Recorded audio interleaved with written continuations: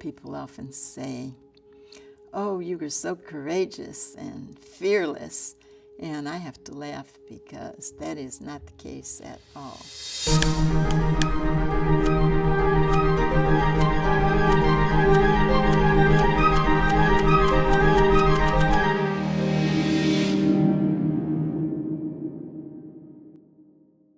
You called nonviolence the greatest invention of the 20th century. Can you talk about that?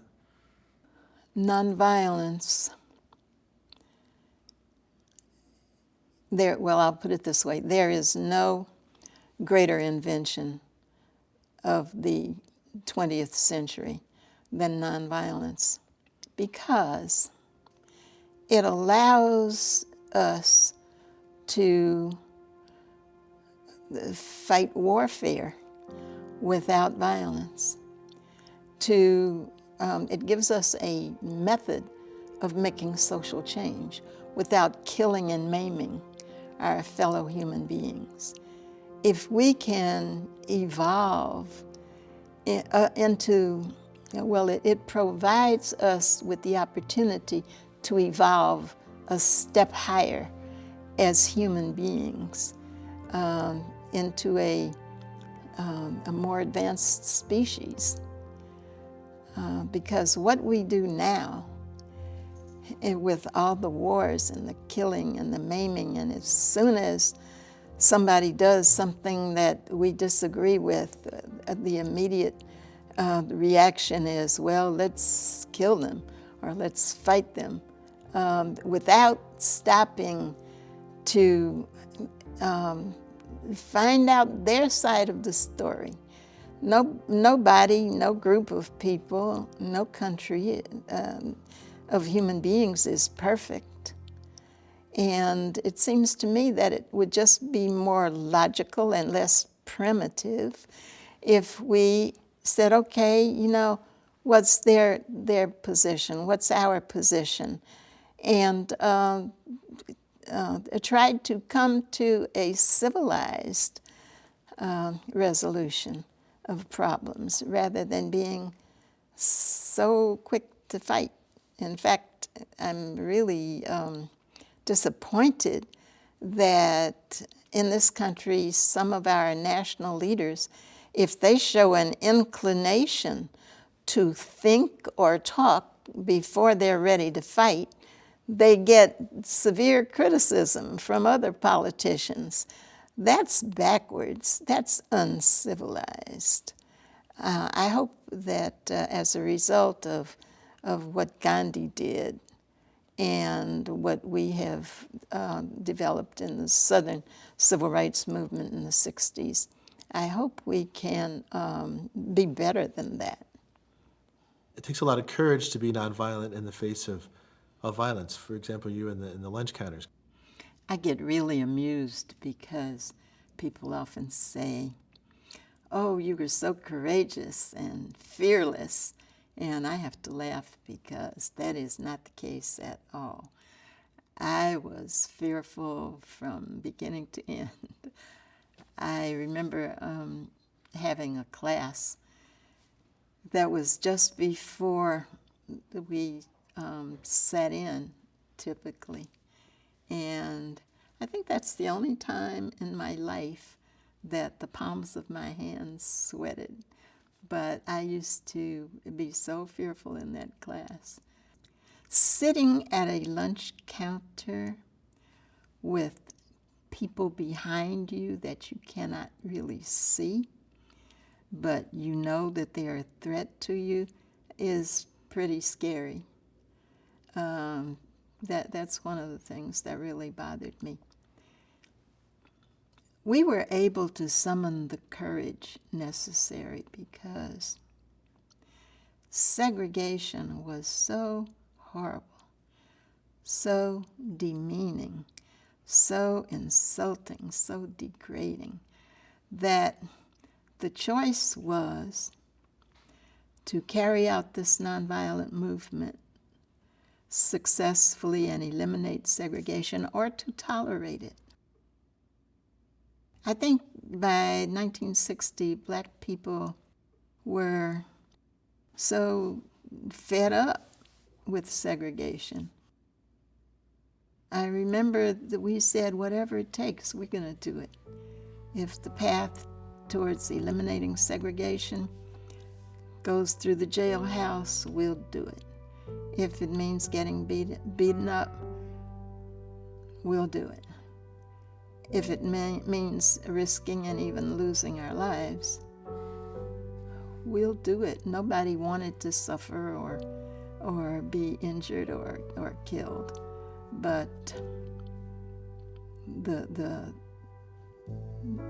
commitment necessary to displace that social system that had been in place about 100 years at the time. And it was tough. And we knew it. We knew that when we started. And so the commitment was, there's only one outcome, and that is the end of segregation. And we'll do what we have to do in order to achieve that. Another important element in being successful at eliminating segregation was changing ourselves. We changed ourselves into people who could not be segregated.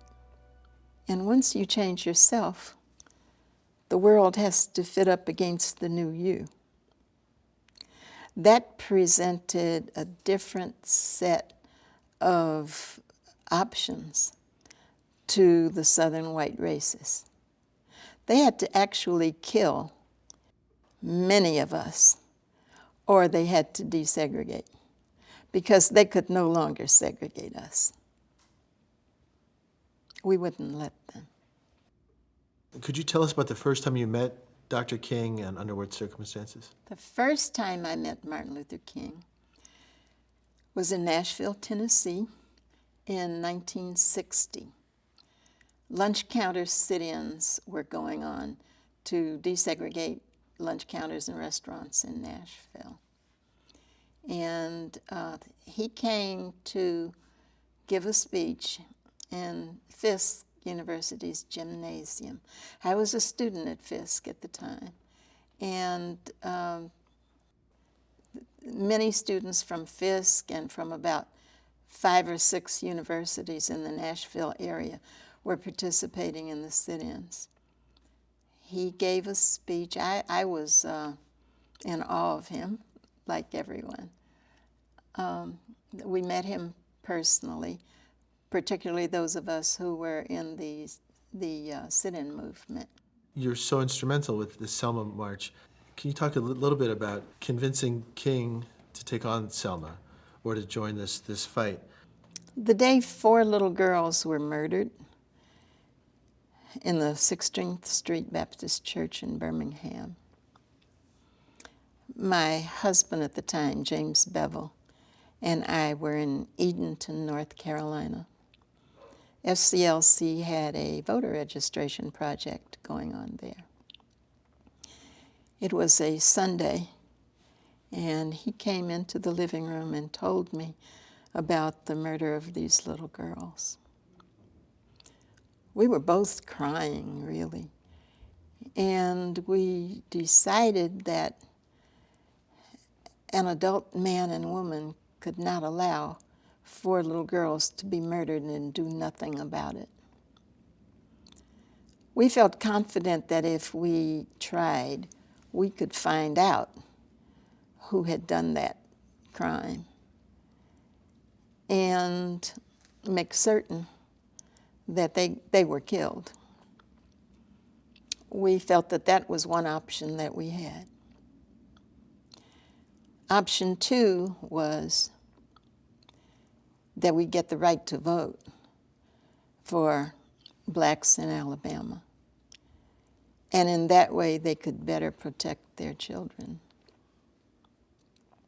So we made a conscious decision, and we chose option 2, to get the right to vote, and made a promise to ourselves, to each other, and to God that no matter how long it took us, we were going to work on getting the right to vote. That afternoon, he and I drafted the original strategy for what became the Selma Right to Vote movement. He was, my husband was responsible for working on the voter registration project that was going on at the time in North Carolina.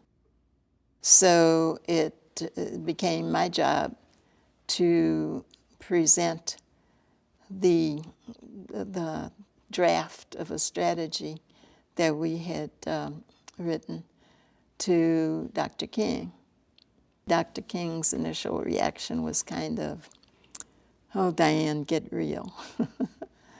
And it took us, we worked, and by us I mean Jim Bevel and me, we worked for the next 4 months to try to persuade Andy Young and Dr. King to go into Alabama on this voter registration.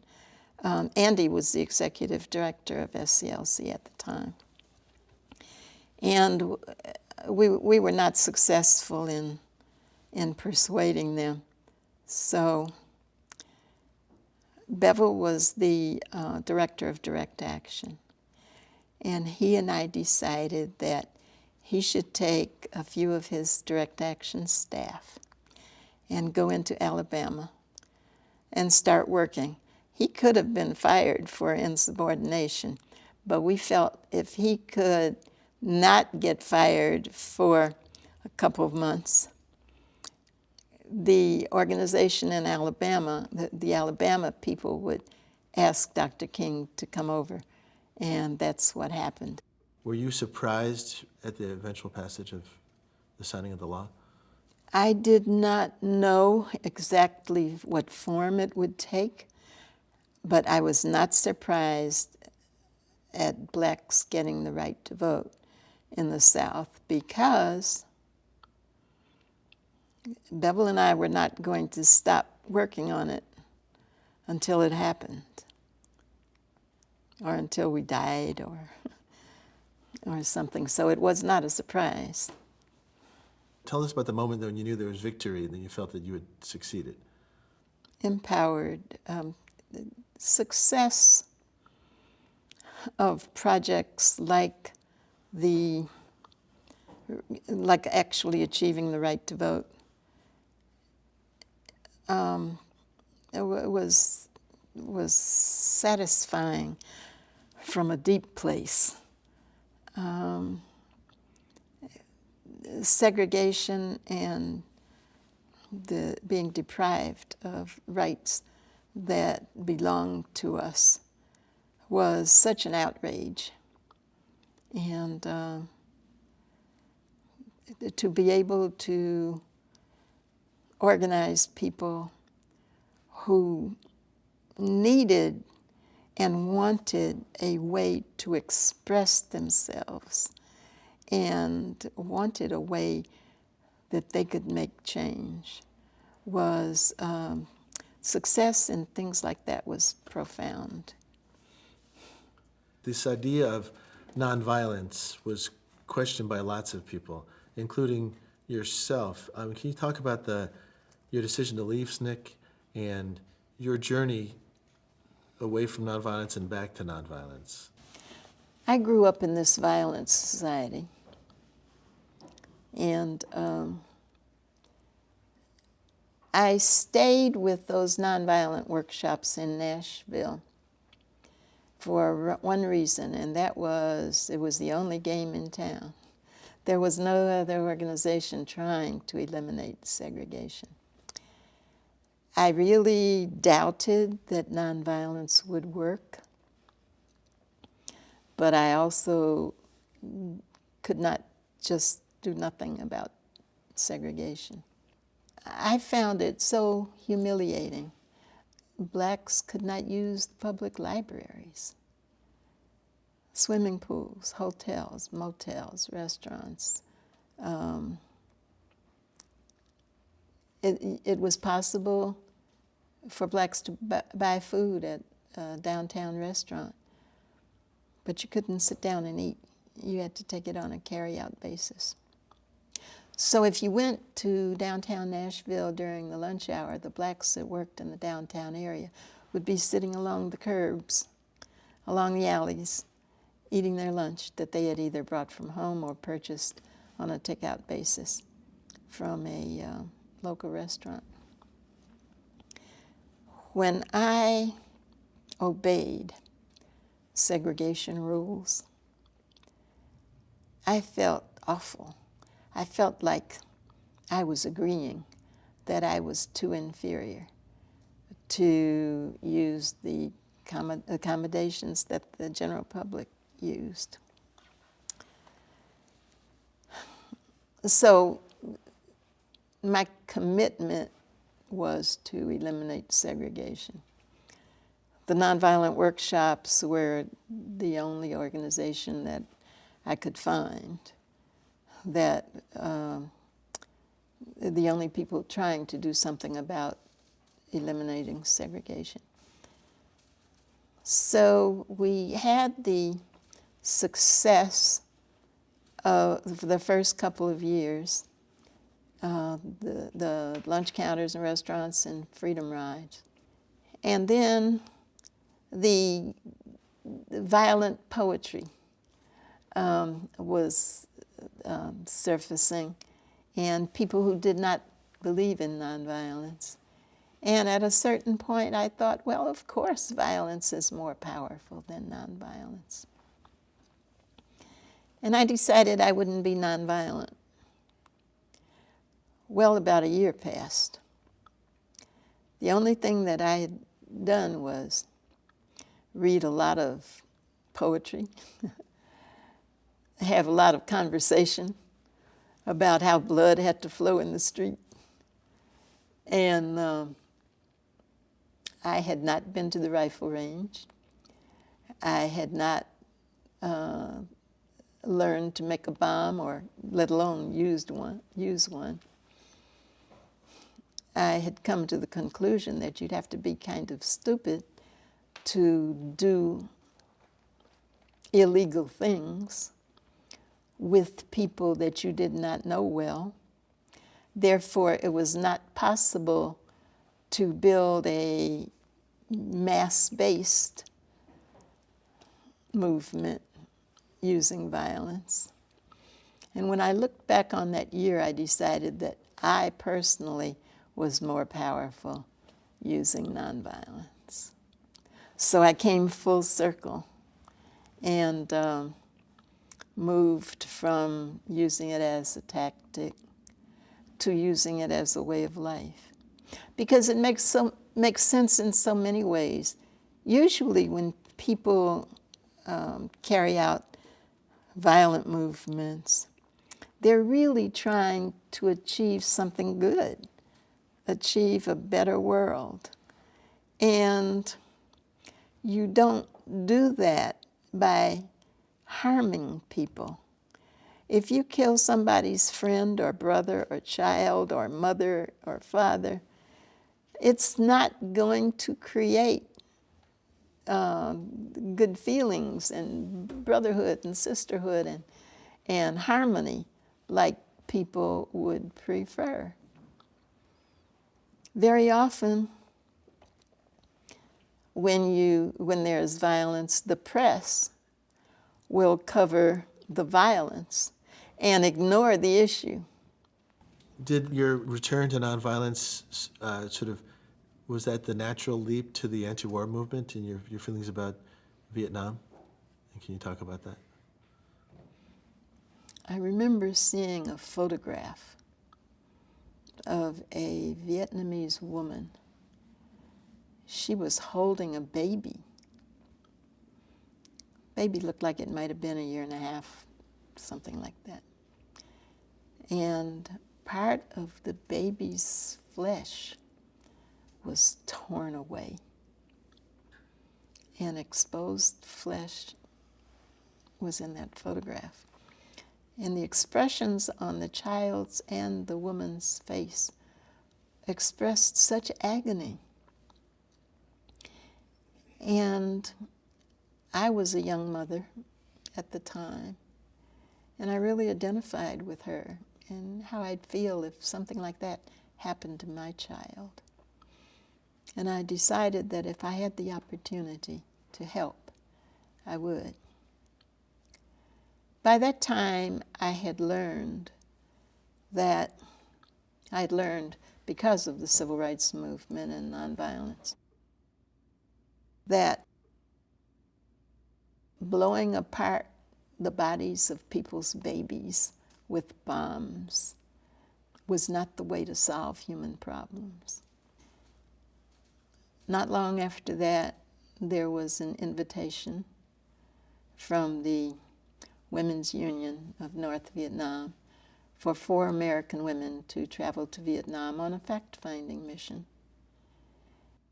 I was part of the peace movement and was one of the 4 women who went. We were there for 11 days as guests of the Women's Union, and we toured Hanoi and nearby towns. I think that if the American public knew how and why the war was being fought, they also would be against it, and it turned out that that's true. After your work with the anti-war movement, did you have another fight? What was your next fight? I worked with tenant organizing in Chicago. I moved back to Chicago. My family was there after I was divorced. I had 2 small children. I had a number of jobs that were not freedom, they were a lot tamer organizations. One of the difficult things for me then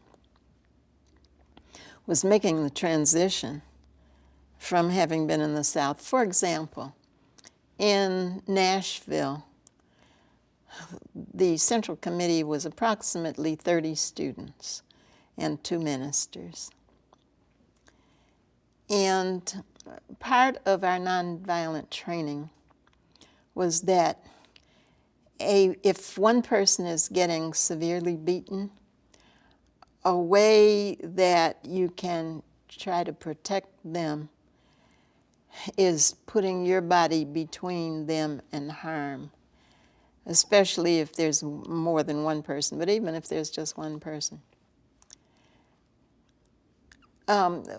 It was an extremely unique experience to be part of a group of about 30 people that you loved enough to put your body between them and harm, and to have every confidence that they would put their body between you and harm.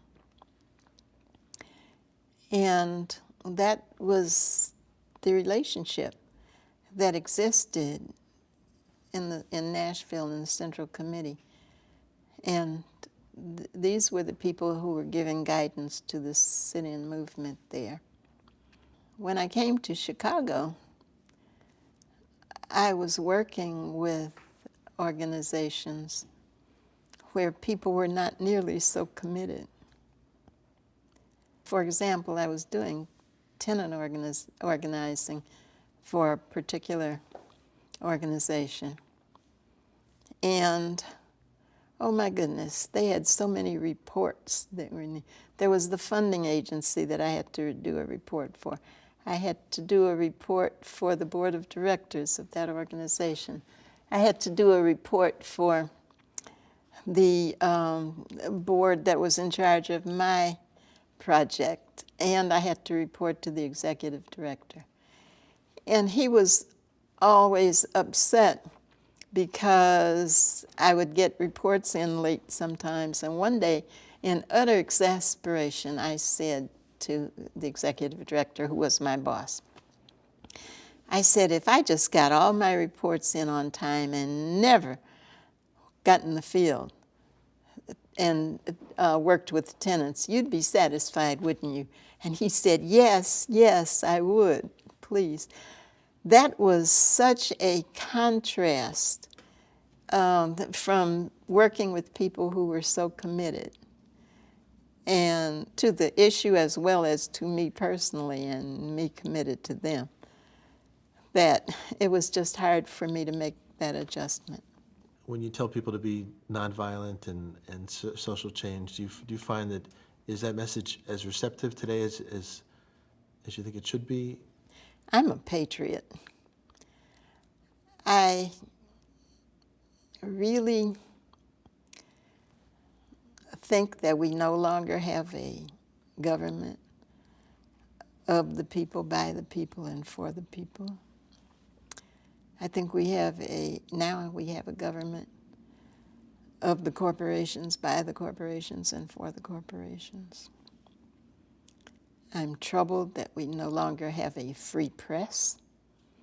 We have a corporate press, corporate media.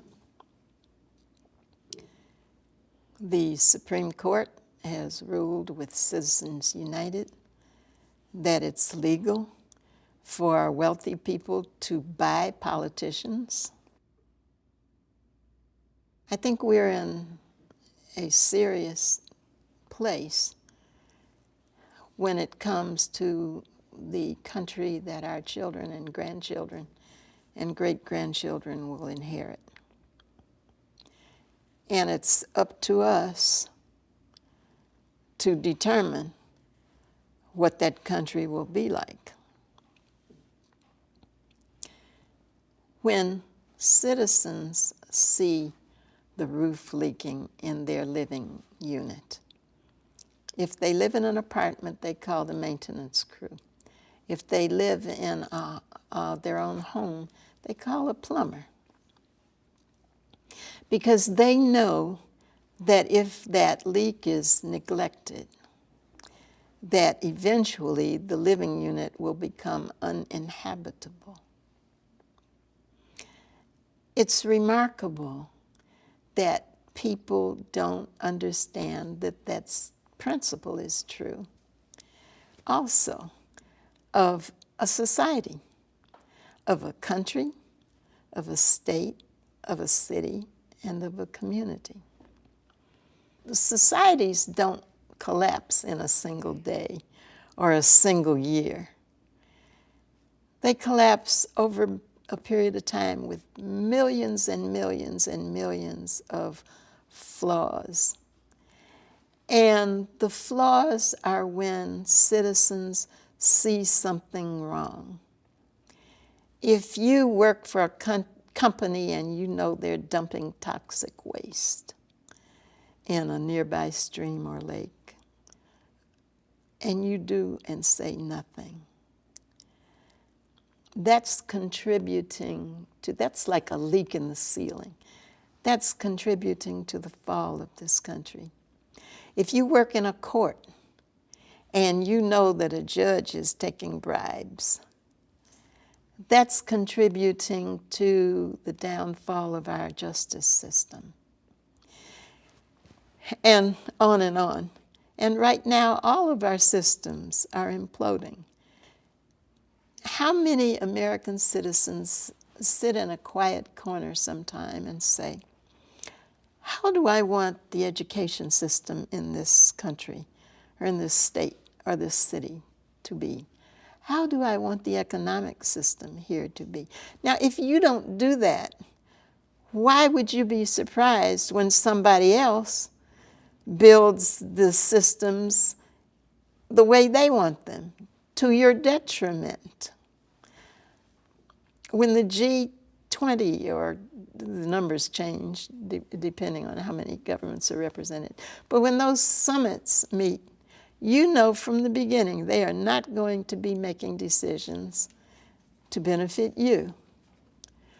Why aren't you deciding how you want the economic system to work, and then why don't you go door to door in your block and in your neighborhood and have a meeting of people and make decisions about how you want things to look and how you are going to get from the point where you are now to the point where you collectively want to be? You have the same equipment that the people who are making the decisions have. One head, two eyes, one brain, two hands, same internal organs. The only thing that's different is that you don't see yourself as a ruler of this country. In a democracy or even a republic, the citizens are the rulers of this country.